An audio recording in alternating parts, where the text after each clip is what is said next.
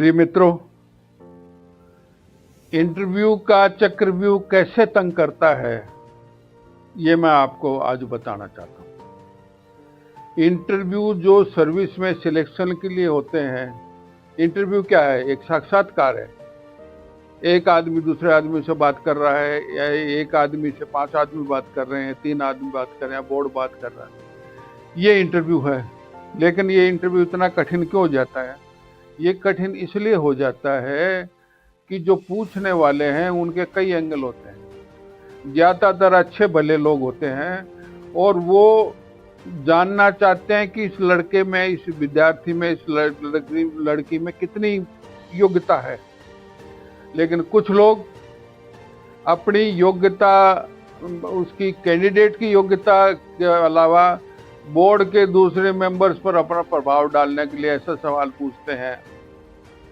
जैसे मैं इंग्लिश में एमए करके गया यूपीएससी में, और मेरे को पूछ लिया रामचरितमानस से 1 चौपाई पकड़ के, 2 चौपाई पकड़ के किसका अर्थ बताओ। ये चारी का मतलब 4 है या क्या है? आपने नहीं पढ़ा होगा। एक इंग्लिश में एमए करने वाला आदमी पूरा रामचरितमानस कैसे पढ़ लेगा? फिर बाद में जब निकला मैं, तो मैंने सोचा, और ऐसे सवाल थे। अच्छा बताओ, घेराव का अंग्रेजी में अर्थ समझा दिया कि नहीं, ऐसा नहीं, वैसा समझा दो। ये ऑक्सफोर्ड डिक्शनरी में कौन से शब्द चलेंगे अंग्रेजी के, जो आपके एमए के कोर्स में होते ही नहीं है, वो चीजें पूछ लेंगे। और उनको मैं दोष नहीं देता। वो चाहते हैं कि उस कैंडिडेट का ज्ञान इतना विस्तृत हो, उसकी समझ इतनी विकसित हो कि वो आगे जाके सफल हो। और सफल होने के लिए उसको जरूरी है ये कह दे कि साहब मुझे इसका ध्यान नहीं है। मैं ये कहने के बजाय कि ध्यान नहीं है, विचलित हो गया, झटका खा गया, ये इसका फायदा मुझे मिला। आरएस में पहले 3 सवालों पर कहा साहब मुझे ध्यान नहीं है, और चौथा जब उत्तर दिया तो बहुत खुश हुए कि सर बहुत, तुमको तो कह रहे थे पूरा ध्यान नहीं, बहुत बढ़िया बताया। तो जब नहीं आता हो तो ईमानदारी से, सच्चाई से, सरलता से उत्तर देना बहुत फायदा करता है। फिर इंटरव्यू का पूरा रुख ही मुड़ जाता है कि ये आदमी सच कह रहा है, जो जानता है जो बोल रहा है। ज्यादातर लोग क्या करते हैं, वो सवाल से घबरा जाते हैं। सवाल से मत घबराओ। सवाल आया और उसका उत्तर आता है तो ठीक, नहीं तो कह दो सब प्रयास करूंगा, पूरा ध्यान नहीं है।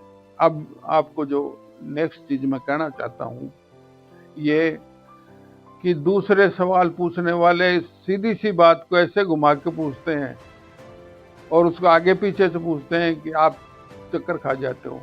जैसे एक इंटरव्यू में पूछा, मुमताज महल कौन थी?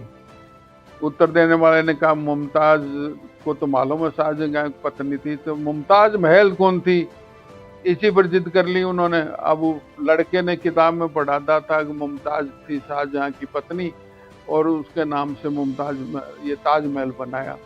इन दोनों का लिंक किताब में नहीं था, लेकिन उनको तो एक ही सवाल पर रिजेक्ट करना था। ये चीजें जो है, बहुत चीजें ऐसी पूछ ली जाती हैं जिसे आपका कोई संबंध ही नहीं होता। उनमें घबराओ मत। सरलता, सादगी और दृढ़ता, विनम्रता। और विनम्रता जरूर, ये नहीं कि वो अपने से बड़े हैं, उनको अधिकार है, उनको सम्मान देते हुए उत्तर दो। आज बस इतना ही। धन्यवाद। जय हिंद।